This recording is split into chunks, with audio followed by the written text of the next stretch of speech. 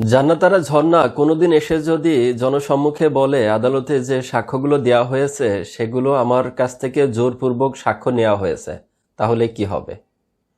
অপরদিকে মাওলানা রফিকুল ইসলামকে গ্রেপ্তার করা হয়েছিল। মূলত মাওলানা রফিকুল ইসলাম মাদানির বিরুদ্ধে কি অভিযোগ ছিল? সেটি হচ্ছে যে তিনি রাষ্ট্রবিরোধী উস্কানিমূলক বক্তব্য দিয়েছে। তিনি বলেছে, আমি সেই রাষ্ট্রপতি মানি যে রাষ্ট্রপতি আমার ইসলাম মানে, আমি সেই প্রধানমন্ত্রী মানি যে প্রধানমন্ত্রী আমার ইসলাম মানে, আমি সেই রাষ্ট্রপতি মানি না, সেই প্রধানমন্ত্রী মানি না যদি সেই রাষ্ট্রপতি এবং প্রধানমন্ত্রী ইসলাম না মানে। আমার কোন প্রধানমন্ত্রী নাই, রাষ্ট্রপতি নাই, এমপি নাই, যদি ইসলামের বিরুদ্ধে যায় মানি না। আমি প্রধানমন্ত্রী মানি না, রাষ্ট্রপতি আমি মানবো না। আমার মারবা, রিমান্ডে নিবা, জেলে নিবা, ফাঁসি দিবা, তাই তো তোমাদের সংবিধান যা বলে, তোমাদের আইন যা বলে তুমি তা করবা। আমার আল্লাহর আইন যাব না, আমি তাই করব।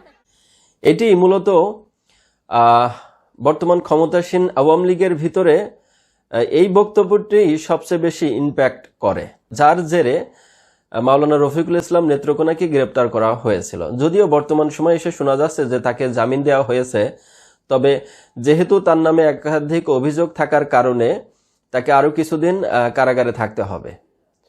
তবে আমরা আশা করব যে অচিরেই হয়তো তিনি জামিন পাবে। এদিকে মাওলানা মামুনুল হককে গ্রেপ্তার করা হয়েছিল। তার অপরাধটি কি ছিল? তিনিও রাষ্ট্রবিরোধী বক্তব্য দিয়েছে, উস্কানিমূলক বক্তব্য দেওয়ার কারণে, রাষ্ট্র নিয়ে ষড়যন্ত্রের কারণে মূলত তাকে গ্রেপ্তার করা হয়েছে। পরবর্তীতে কি হলো? জান্নাতারা ঝর্ণাকে সামনে আনা হলো এবং তাকে দিয়ে মামুনুল হকের বিরুদ্ধে মামলা করানো হলো। মামলাটি হলো ধর্ষণ মামলা। যেই জান্নাতারা ঝর্ণা বলল যে মামুনুল হক আমার হাজব্যান্ড, আমার স্বামী, সেই জান্নাতারা ঝর্ণাই কিনা বললেন যে মামুনুল হক আমাকে 2 বছর আমাকে ব্যবহার করেছে বা আমাকে ধর্ষণ করেছে।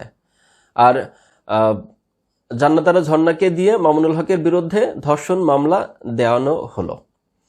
এখন আদালতে যদি প্রকৃতভাবে এই মামলাটি প্রমাণিত হয়ে যায় যে জান্নাতারা ঝর্ণাকে আসলে 2 বছর মামুনুল হক ধর্ষণ করেছে, তাহলে কি ধরনের সাজা হতে পারে মামুনুল হকের? যদিও এগুলো শুধুমাত্র আমরা মনে করি যে রাজনৈতিক প্রতিহিংসার কারণেই মূলত এগুলো করা হয়েছে মামুনুল হকের বিরুদ্ধে, তবুও আমরা একটু ভিন্নভাবে হিসাব করতে চাই এবং দেখতে চাই যে জান্নাতারা ঝর্ণার এই মামলাটি যদি আদালতে প্রমাণ হয়ে যায় তাহলে মামুনুল হকের কি ধরনের সাজা হতে পারে। মূলত মাওলানা মামুনুল হকের এমন একটি মামলা দিয়ে ফাঁসানো হয়েছে যে মামলাটি বর্তমান সংবিধান অনুযায়ী বা বর্তমান আইন অনুযায়ী খুবই জঘন্যতম একটা মামলা, যেটি হচ্ছে ধর্ষণ মামলা। আর বর্তমানে ধর্ষণ মামলার আইন করা হয়েছে বাংলাদেশে, সেটা হলো সর্বোচ্চ মৃত্যুদণ্ড।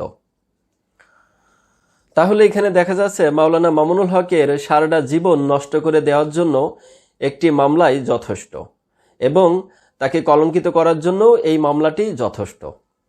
যদিও এই বিষয়ে আদালতে বিচার কাজ বর্তমানে চলমান অবস্থায় আছে এবং সাক্ষীদের সাক্ষ্য গ্রহণ পর্ব হচ্ছে, এরপরে মূলত জানা যাবে যে মাওলানা মামুনুল হকের এই মামলাটি আসলে কোথায় গিয়ে দাঁড়াবে এবং মাওলানা মামুনুল হকের এই মামলা নিয়ে আসলে কি ধরনের তার সাজা হতে পারে বা মামলাটি কোথায় গিয়ে ঠেকতে পারে, সে বিষয়ে আগামী শুনানিতেও কিছুটা জানা যাবে।